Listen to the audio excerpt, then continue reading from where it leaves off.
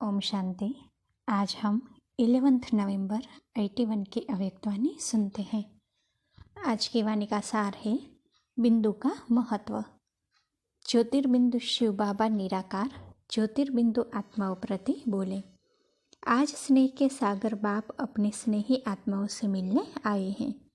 बाप के स्नेह में दूर दूर से भागते हुए मिलन स्थान पर पहुंच गए।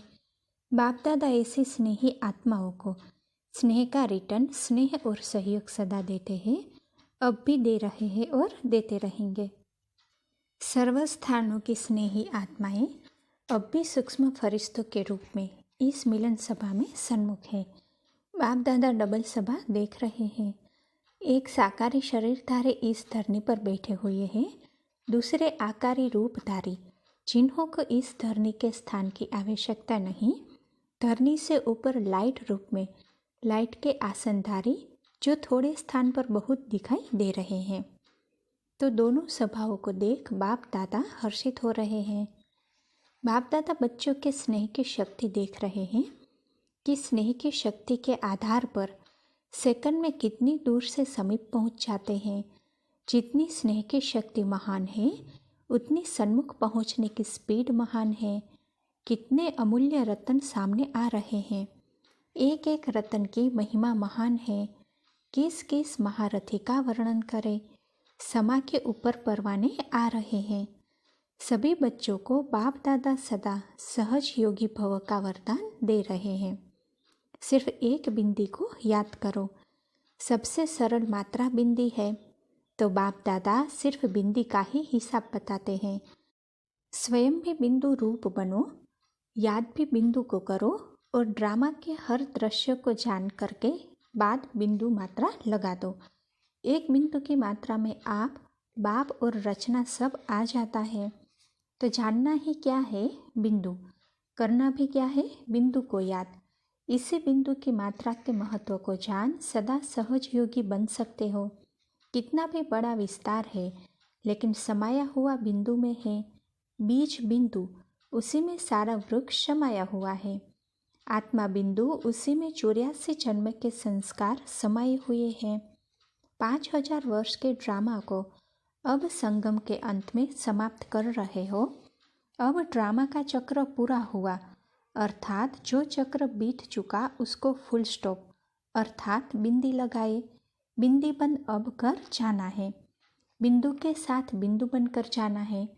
घर भी सर्व बिंदुओं का घर है। संकल्प, कर्म, संस्कार सब मर्ज अर्थात बिंदी लगी हुई है। समाप्ति की मात्रा है ही बिंदु। सर्वगुण सर्व ज्ञान के खजानों के सागर, लेकिन सागर भी है बिंदु। संबंध और संपर्क में भी आओ तो सर्व के मस्तक में क्या चमक रहा है? बिंदु। सर्व कार्यकर्ता कौन है? बिंदु ही है ना। चाहे धरनी से चंद्रमा तक पहुंच गए तो भी बिंदु पहुंचा। चाहे आप साइलेंस की शक्ति से तीनों लोकों तक पहुंचते तो भी कौन पहुंचता? बिंदु। साइंस की शक्ति या साइलेंस की शक्ति, निर्माण करने की शक्ति व निर्वाण में जाने की शक्ति तो बिंदु है ना। बीज से इतना सारा वृक्ष विस्तार को पाता, लेकिन विस्तार के बाद समाता किसमें है? बीज अर्थात बिंदु में। तो अनादि अविनाशी है ही बिंदु। आप भी 3 कालों की नॉलेज, 3 लोकों की नॉलेज प्राप्त करते हो, लेकिन प्राप्त करने वाला कौन? बिंदु। आदि से अंत तक वेराइटी पार्ट बजाया, लेकिन पाठधारी कौन? किसने पार्ट बजाया? बिंदु ने। तो महत्व सारा बिंदु का है, और बिंदु को जाना तो सब कुछ जाना, सब कुछ पाया। बिंदु रूप में स्थित हो, जो संकल्प करो, जो भावना रखो, जो बोल बोलो, जो कर्म करो, जैसे बिंदु महान है वैसे सर्व बातें महान हो जाती है, अर्थात स्वतः श्रेष्ठ हो जाती है। आत्मिक एनर्जी भी बिंदु है, जो स्थापना की एनर्जी है, और विनाशकारी भी एटॉमिक एनर्जी बिंदु है। विनाश भी बिंदु से होता है, स्थापना भी बिंदु से होती है। सृष्टि चक्र के आदि में भी बिंदु बन उतरते हो और अंत में भी बिंदु बन जाते हो। तो आदि अंत का स्वरूप भी बिंदु हुआ। कितना सहज हो गया। एक बिंदु को याद करना मुश्किल है क्या? स्कूल में भी छोटे बच्चे बिंदु की मात्रा सहज लगा सकते हैं। कहाँ भी पेंसिल को रख दो तो बिंदु हो ही जाएगा। तो इतनी सहज मात्रा याद नहीं रहती। इससे सहज और क्या बता सकते हैं? इससे सहज कुछ है? भक्ति में तो लंबा चौड़ा आकार याद करते हैं। बुद्धि में भावना द्वारा चित्र बनाते तब भक्ति सिद्ध होती। यहाँ तो नॉलेज द्वारा सिर्फ क्या सामने रखते? बिंदु। इसी बिंदु की स्मृति द्वारा स्वयं ही सिद्धि स्वरूप बन जाते। तो क्या सहज हुआ? बिंदु में बिंदु लगाना या आकार इमर्ज करना। इसीलिए सहज योगी बनो। बिंदु को जानो तो सदा सहज है। तो स्नेह कह रिटर्न सहज साधन द्वारा सहयोगी भव।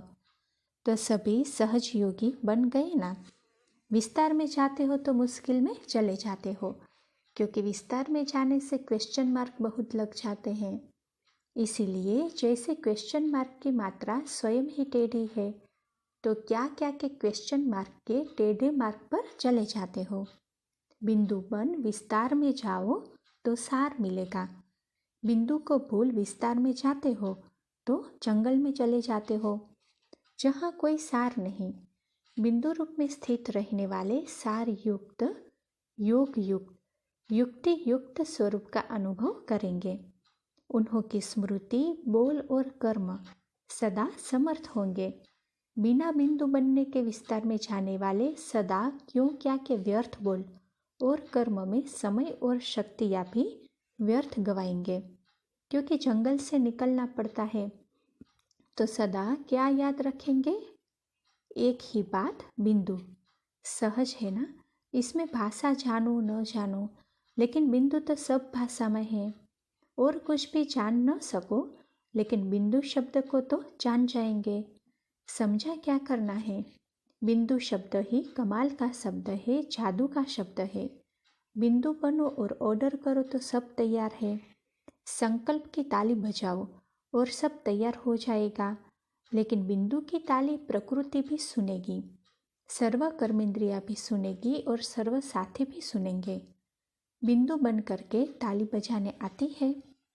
अच्छा, सदा अनादि अविनाशी स्वरूप में स्थित रहने वाले बिंदु के महत्व को जान, सदा महान रहने वाले बिंदु स्वरूप हो सर्व खजानों के सार को पाने वाले सार युक्त, योग युक्त, जीवन मुक्त आत्माओं को बाप दादा का याद प्यार और नमस्ते।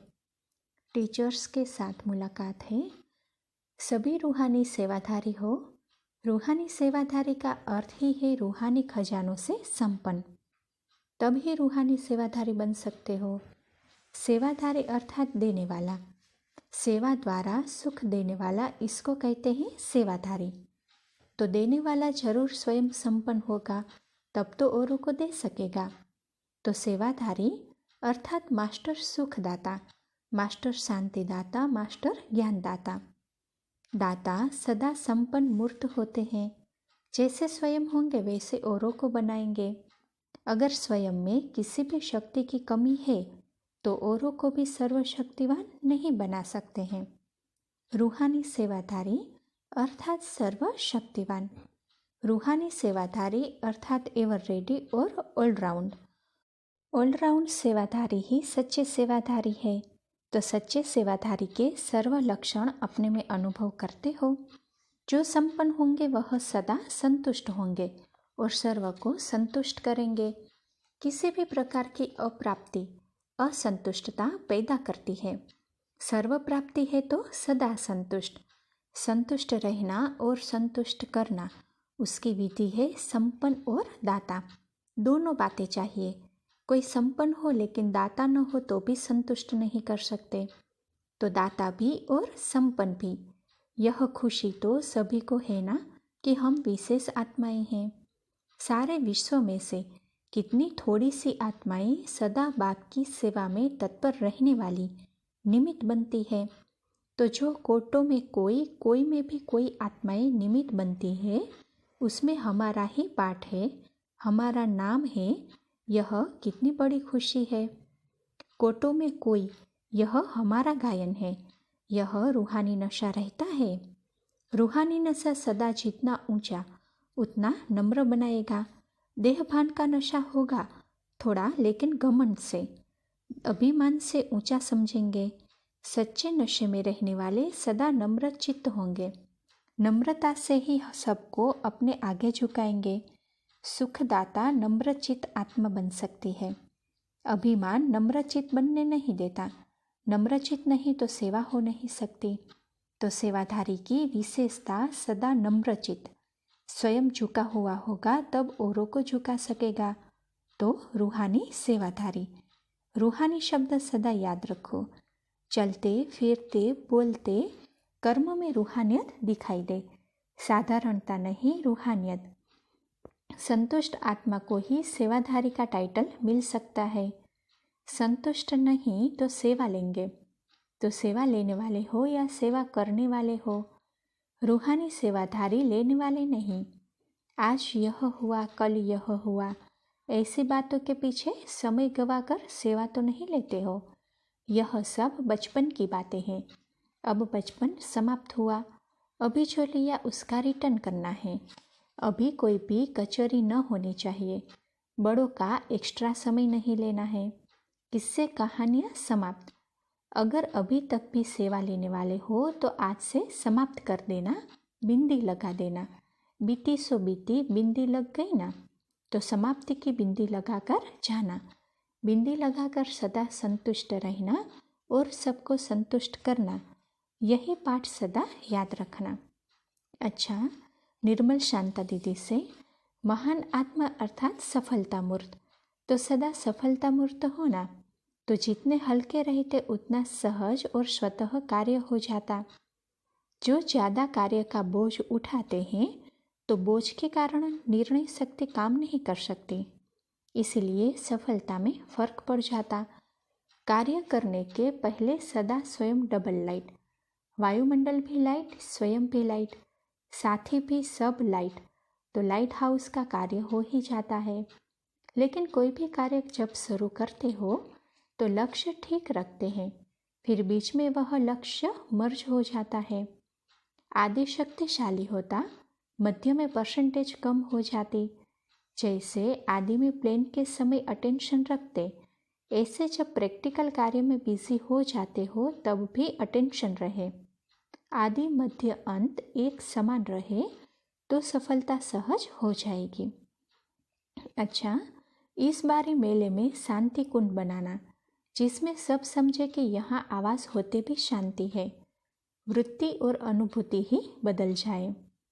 तो किसी ने कहा बाप दादा कलकत्ते में आवे, तो बाबा कहते हैं जरूर, हाँ वह समय दिखाएगा, क्योंकि बच्चे बुलावे बाप न आवे यह हो नहीं सकता। लेकिन किस रीति से आएंगे यह देखना, कुछ नया होना चाहिए ना। अच्छा, जो बनाएंगे उसमें सफल हो जाएंगे, क्योंकि सच्चे दिल पर साहब राजी। यह मेला भी बाप के दर्शन करने का स्थान है। भक्त दर्शन करेंगे और बच्चे मिलन मनाएंगे। अच्छा है, यह भी एक साधन है, स्व के लिए और अन्य आत्माओं के लिए। ब्राह्मण भी उमंग उत्साह में आ जाते हैं और अन्य की भी सेवा हो जाती है, स्व की भी सेवा और औरों को भी सेवा। अच्छा, विदाई के समय सभी ने सुना तो बहुत है, बाकी कुछ सुनना रह गया है क्या? सिर्फ एक ही बात रह गई है, वह कौन सी? पाना था वो पा लिया, काम बाकी क्या रहा? सब समाप्त हो गया है क्या? क्या रहा है? अभी सिर्फ एक बात बाप दादा देखना चाहते हैं। अभी 16 श्रृंगारधारी सजी सजाई सजनिया, अर्थात 16 कला संपन्न। 16 श्रृंगार ही 16 कला है, तो सभी 16 कला संपन्न अर्थात 16 श्रृंगारधारी बने। अभी तक तो कोई 8 कला, कोई 10 कला, कोई 11 कला, लेकिन अभी 16 कला बन जाए अपने अपने नंबर अनुसार। सभी 16 कला तो होंगे ना, जैसे और धर्मों की भी अपने हिसाब से गोल्डन स्टेज होती है, तो यहाँ भी सभी की अपने हिसाब से 16 कला होंगी ना। कहना, करना और सोचना सब समान हो तो संपन्न बन जाएंगे। बाप दादा अब इसी स्वरूप में सबको देखना चाहते हैं। वह कब होगा? इसके लिए सब तैयारी करते हैं, संकल्प भी करते हैं, इच्छा भी यही एक है। बाकी क्या रह जाता है? स्टेज पर जब बैठते हो तो क्या सुनाते हो कि बस अब संपन्न बनना है। तो इच्छा भी सबको है, लेकिन बाकी क्या रह जाता है? अगर और सब इच्छाओं से इच्छा मात्रम अविद्या हो जाओ तो यह इच्छा पूरी हो जाए। छोटी छोटी और इच्छाएं इस एक इच्छा को पूर्ण करने नहीं देती। अच्छा, पार्टियों से प्रश्न है, कौन सी पहचान बुद्धि में स्पष्ट है तो समर्थ आत्मा बन जाएंगे? उत्तर, समय की और स्वयं की पहचान अगर बुद्धि में स्पष्ट है तो समर्थ आत्मा बन जाएंगे, क्योंकि यह संगम का ही श्रेष्ठ तकदीर बनाने का समय है। सारे कल्प के श्रेष्ठ श्रेष्ठ तकदीर अभी ही बना सकते हो। संगम पर ही बाप द्वारा सर्व अधिकार प्राप्त होते हैं। तो अधिकारी आत्मा हो, श्रेष्ठ आत्मा हो, श्रेष्ठ प्रारब्ध पाने वाले हो, सदा यह स्मृति में रखो तो समर्थ हो जाएंगे। समर्थ होने से माया जीत बन जाएंगे। समर्थ आत्मा विघ्न विनाशक होती है, संकल्प में भी विघ्न आ नहीं सकता। मास्टर सर्वशक्तिवान सदा विघ्न विनाशक होंगे। अच्छा, ओम शांति।